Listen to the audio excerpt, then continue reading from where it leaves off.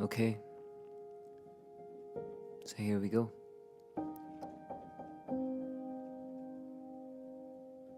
In the early morning of June the 12th, 2024 at 2:25 a.m., my grief officially started its timer. My name's John Ross, and this is a podcast about grief. About mine and about yours. It's a sad subject, and you might, and I will most definitely cry, probably each episode. And yeah, and I'm hoping that it's not all going to be doom and gloom, like a totally miserable podcast. I'm hoping that we might also smile and laugh about all the silly things we end up doing when dealing with such a topic. I guess I also hope it really helps someone. This is not a therapy session. It's just a conversation. So, that's what this is. Me connecting with you, sharing your story and thoughts, and me sharing mine. And yeah. So yeah, welcome back. Welcome to episode 2, which is quite weird to say. Firstly, I just want to take the time in this moment to thank all the listeners so far and for all the beautiful messages that you all sent. And I was honestly blown away by the impact that it had, and some of you sharing your stories with me, and it really made me realize just how important this topic is and how much that we don't speak about it. So let's dive straight back in. So I realized that once I released the first episode, I had spoke on it like I knew everyone and everyone knew me, which I now realize is not the case, and it's probably best if I just have a little bit of a background. And yeah, so this is what this little next minute or so, probably a few more minutes, which is just a little bit about me and about how I got to this point. So here's 37 years wrapped up in approximately about 2-3 minutes. Since I was a little boy, I wanted, and I did, probably spend most of my time growing up with my granddad. I went to his house any given opportunity, and when I wasn't at his house, I would try and find a way to get there. I remember finding like coins on the floor on the street, and I would pick them up, and I would literally, the first thing I would do would run to the phone box just so I could go phone him, because we didn't have a phone in the house. And yes, that's me showing my age, that there was a phone box. But most of my childhood consists of memories of me spending time with him. And this pretty much stayed right up until I was a teenager, you know. And it wasn't until I was 16 and then adult life kicked in. That's when I started going out instead of visiting, the hangovers, laying in bed, so I couldn't visit.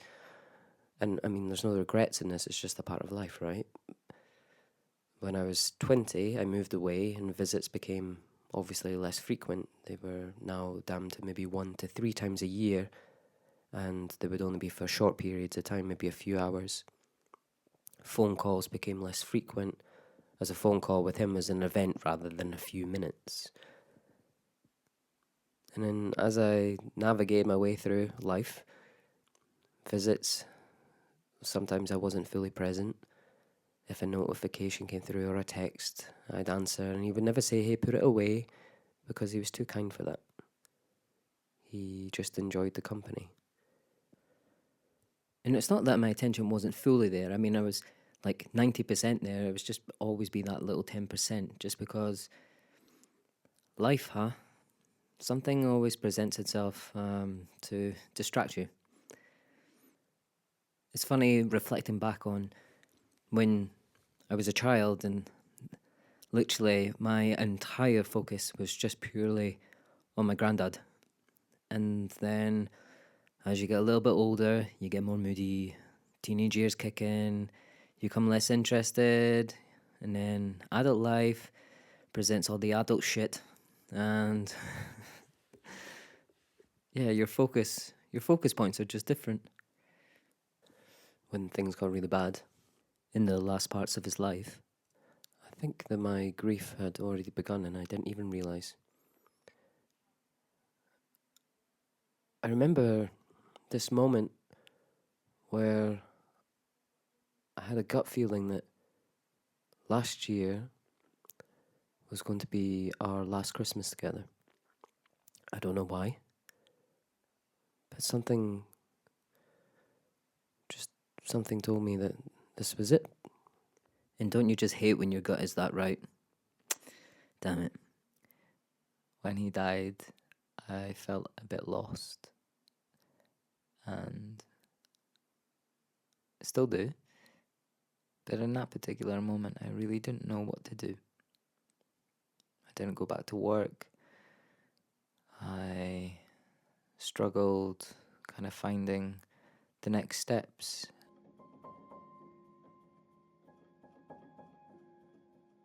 So, a month after my grandfather passed, I booked a trip to Bali, because that's what you do, you run away, right?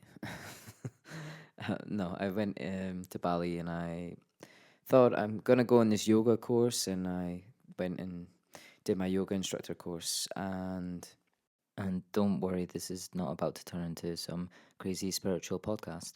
Um, but I am going to share this moment, which is kind of on that level. So stick with me.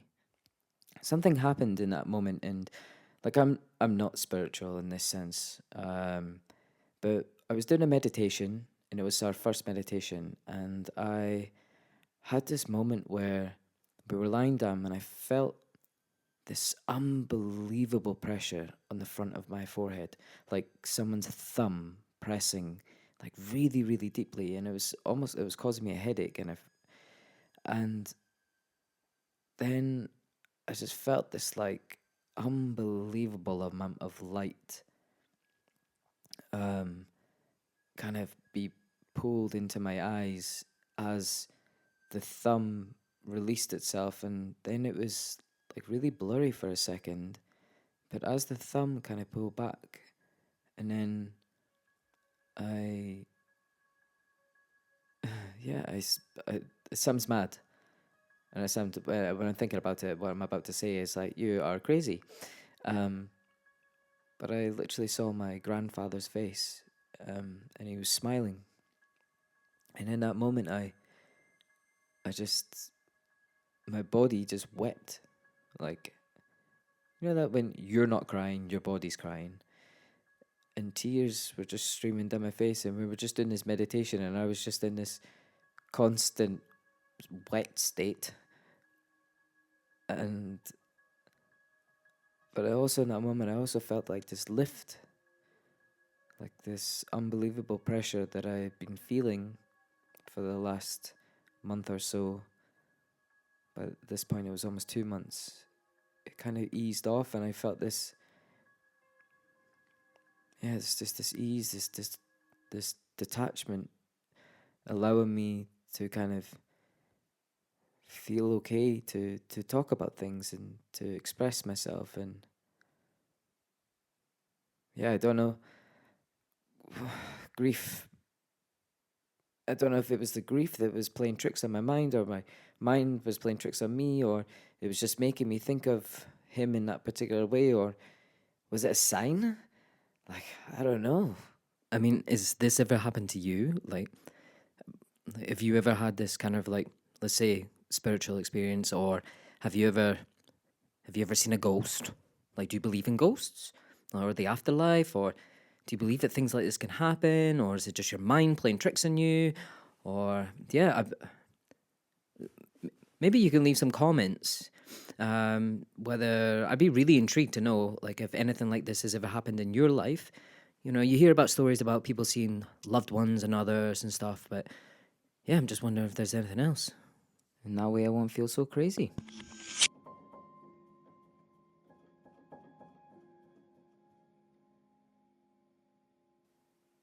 The regrets. You hear about these popping up in the worst way possible and playing all the tricks on your mind. Being on phone and not being attentive 100% when that's all he wanted, with the one time that we get to see him. Not calling enough, making excuses, not asking enough questions, not spending enough time, blah, blah, blah, blah, blah, blah, blah, blah. You see, then I would ask myself, like, what would I do differently? What would I change if I could? What if I just did this instead of that?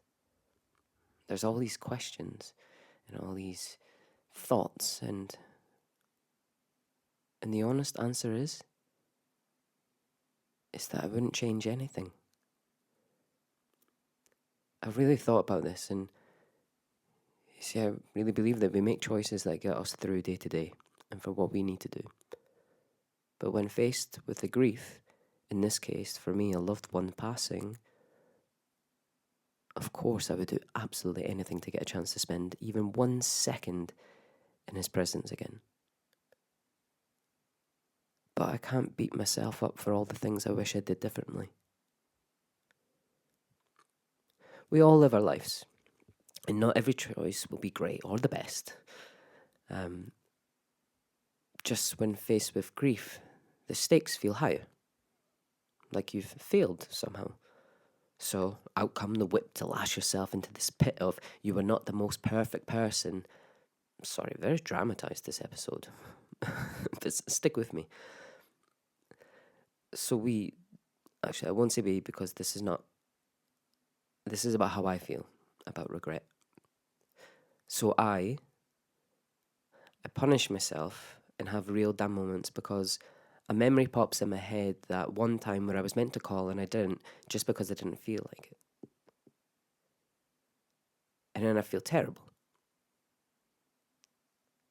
But I've got to remind myself, but that's okay. That moment was okay. It doesn't mean that I'm a bad person or that I didn't care. But grief will try to slap you right across the face and say, hey, remember that time you didn't?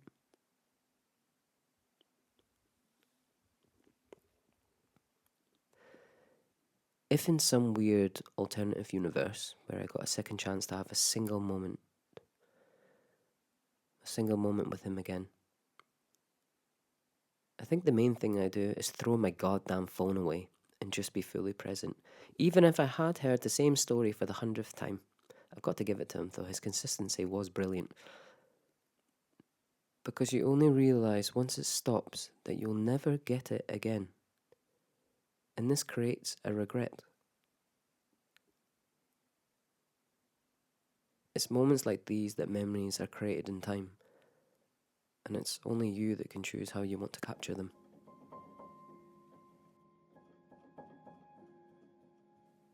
Hey, I just wanted to ask if everything's okay. I mean, the thing you're talking about. It's not going to be the easiest, but yeah. Yeah, okay. Yeah, no. It's just yeah, okay. It's tough, and the subject is quite just heavy. wondering if you're all right. Oh, okay. Are you okay? Sorry. I know this is a tough time. No. Yeah. It's how you holding up? No, I'm like I said, I'm absolutely fine. Didn't mean thanks. to bring it up, but just wanted to make sure you're all right. I mean, that's okay. It's a hard subject to I just be don't know around what to say and if I'm to talk honest. about it. People are staring. Yeah, no. Maybe we don't like do I this get it, here. and it's trying to find the words. I just want to ask if you're all right. It's just that you keep posting about it. I mean, I I'm think a it's little okay to worried. boast about these things. No, it's just pry, and you don't need to tell No, me. It's okay. I want to tell But you. just wanted to make sure you're all right. Yeah, no, I'm absolutely fine, and I want just to. wondering. Yeah, no, listen, no, I'm sorry. Look, I didn't mean to come across as. You okay? Yeah, I'm fine, thanks. You sure? Yeah, I'm fine, thanks. I just wanted to talk about it, and It's been a while now, and you're still upset. Yeah, well, of course, I don't think good? these things I don't think these things ever go away. If I I'm didn't honest. ask you because I didn't think you were okay. Are you? I mean, you can just talk to me. Just feel you a know, it's- little awkward about it all. Sorry. No, that's okay. It's all right. You can feel Just awkward. It's messaging to check it's that a you're weird all right. subject. Yeah, no. Like I said, I'm absolutely Are fine. you sure you're all It's- right? It's just that you keep talking about it. Yeah, I mean, I think it's healthy The to talk things about that these you're things. talking about, they're Yeah. heavy. No.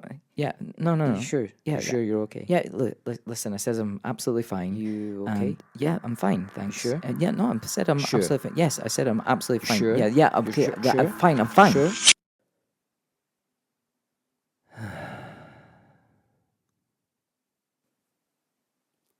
From starting open up the conversations with people, this is what sometimes is in their heads and in my own, and it's also how maybe people approach them.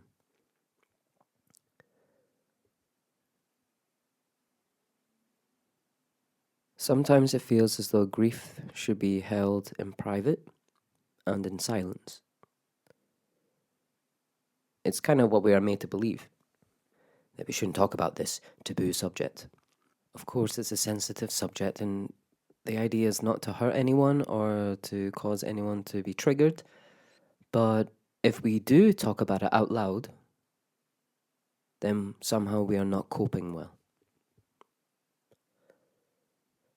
The responsibility then magnifies within yourself that you have this sole responsibility to now not only manage this huge change in your life, but that you now must do it alone. Which is the biggest lie you can tell yourself, so please just let that be erased from your memory. Well, what I'm finding interesting is that the more I open up about the topic and I make it public, like a podcast, then I'm finding that it's not only just helping myself, like kind of understand what this word means and the things that come with it, but it's also opening up the conversation for a lot of other people. But something that it's particularly doing at the moment, and I'm realizing that when people message me, but I think that people genuinely believe that I just feel sad all the time because I'm so publicly open about how I'm feeling, and I'm talking about a subject which is so filled with this negative connotation, or that it's a word almost like Voldemort that you're not allowed to say. I feel like it's another point in that podcast where the one thing you remember is me saying that, and now all the Harry Potter fans are be going, "Oh, you didn't."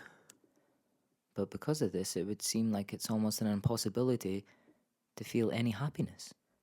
I mean, it's not that it brings me like absolute joy. And I also want to clear that I don't want to desensitize the impact of kind of what's happened or of the topic itself.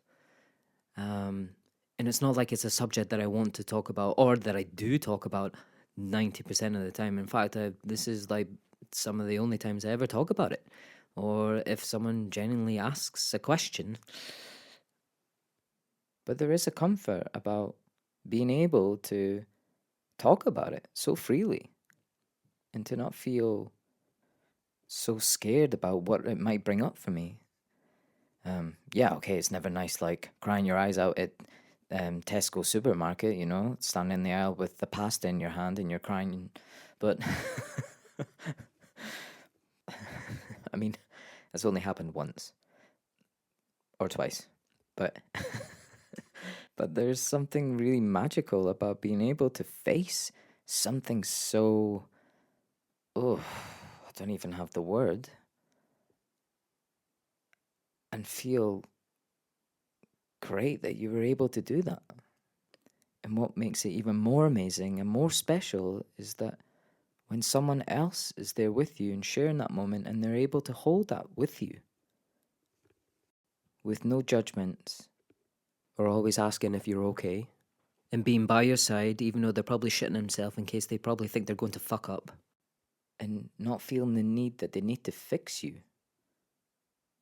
Because you're not broken. You're just going through grief. But it's fascinating that when we talk about a subject which holds such depth and such taboo around it, And then we forget how to communicate, or that we don't know how to communicate. We don't know how to start opening up and talking about it because we're afraid that we might mess up, or that we don't want to hurt anyone's feelings, or what do you say in these moments? I guess until it actually happens to you, it's just a word. It's this idea of grieving. In particular, for me, it was about losing a person that I lost. So understandably, when people approach me, they approach with a lot of caution. But maybe now this is the time where we can start thinking about how. How do we talk to one another? How do we open up the conversation? How do we start these conversations, which are obviously going to be sad? There'll be sadness, but there can also be funny and there can also be silly. But it can also help people a lot. And vote for me to be your next Prime Minister. Jeez, it feels like I've just done a big speech, huh? But people experience grief on other ends, like the loss of identity or the loss of the ability to be able to do something that they used to be able to do maybe when they were younger. Or they lost a job, or they've moved country and they are grieving the loss of their place, their home.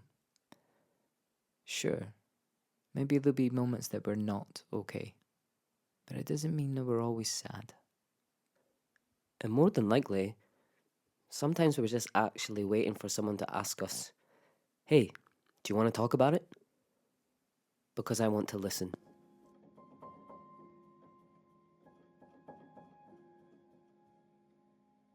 So we're approaching the 20-minute mark again, and I feel like that's a good amount of time for anyone just to listen to my voice.